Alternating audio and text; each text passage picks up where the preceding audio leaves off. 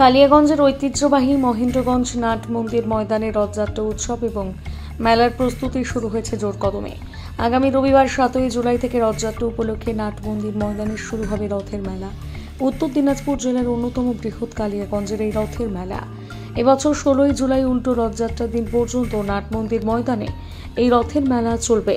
দুই দিনাজপুর ও মালদার সমেত সংলগ্ন বিহারের কাটিহার এবং পূর্ণিয়া জেলার বহু মানুষের সমাগম হয় কালিয়াগঞ্জের রথের মেলায়। নাট মন্দির কমিটির পরিচালনায় রথযাত্রা উৎসবের এই মেলার জন্য প্রথম থেকে শুরু হয়েছে নাগরদোলা সহ দোকানপাট বসানোর কাজ।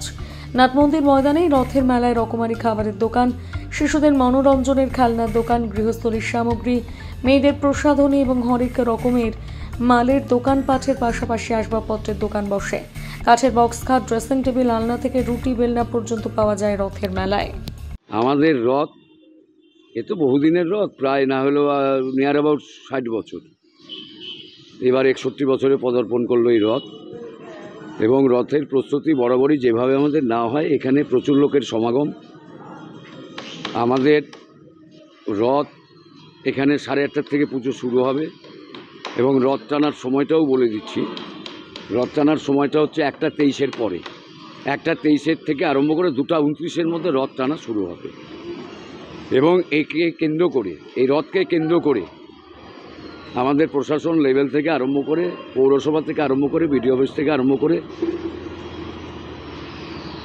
আমাদের ফায়ার ব্রিগেড থেকে আরম্ভ করে সমস্ত জায়গাকে আমাদের ইনফরমেশন করা হয়ে গেছে, যাতে সুস্থ এবং শৃঙ্খলাভাবে আমাদের যাতে এই রথযাত্রা আমরা সুস্থভাবে পালন করতে পারি।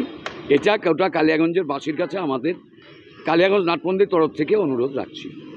কেমন মানুষের সমাগম হয় এখানে? প্রায় না হলেও হিসাব করলে পরে তো প্রায় 30, প্রায় 25-30 হাজার। কদিন ধরে মেলা চলে? এই মেলা চলবে 9 দিন। কি ধরনের এখন প্রস্তুতি চলছে? এখন আমাদের মেলার সমস্ত যারা দোকানদাররা আসবে তাদের জায়গাপত্র দেওয়া হচ্ছে। আমাদের একটা কমিটি তৈরি করে দেওয়া হয়েছে, সেই কমিটি এই সমস্ত জায়গাপত্র তাদেরকে ডিস্ট্রিবিউশন করছে।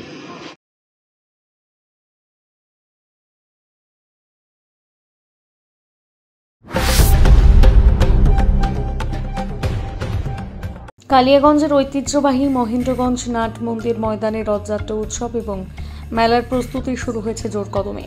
আগামী রবিবার 7 জুলাই থেকে রথযাত্রা উপলক্ষে নাট মন্দির ময়দানে শুরু হবে রথের মেলা। উত্তর দিনাজপুর জেলার অন্যতম বৃহৎ কালিয়াগঞ্জের এই রথের মেলা এবছর 16 জুলাই উল্টো রথযাত্রার দিন পর্যন্ত নাট মন্দির ময়দানে এই রথের মেলা চলবে। দুই দিনাজপুর ও মালদার সমেত সংলগ্ন বিহারের কাটিহার এবং পূর্ণিয়া জেলার বহু মানুষের সমাগম হয় কালিয়াগঞ্জের রথের মেলায়। নাট মন্দির কমিটির পরিচালনায় রথযাত্রা উৎসবের এই মেলার জন্য প্রথম থেকে শুরু হয়েছে নাগরদোলা সহ দোকানপাট বসানোর কাজ। নাট মন্দির ময়দানেই রথের মেলায় রকমারি খাবারের দোকান, শিশুদের মনোরঞ্জনের খেলনার দোকান, গৃহস্থলীর সামগ্রী, মেয়েদের প্রসাধনী এবং হরেক রকমের মালের দোকানপাটের পাশাপাশি আসবাবপত্রের দোকান বসে। কাঠের বক্স খাট, ড্রেসিং টেবিল, আলনা থেকে রুটি বেলনা পর্যন্ত পাওয়া যায় রথের মেলায়। আমাদের রথ এ তো বহুদিনের রথ, প্রায় না হলেও নিয়ার অ্যাবাউট 60 বছর। এবার 61 বছরে পদার্পণ করলো এই রথ। এবং রথের প্রস্তুতি বরাবরই যেভাবে আমাদের না হয়, এখানে প্রচুর লোকের সমাগম।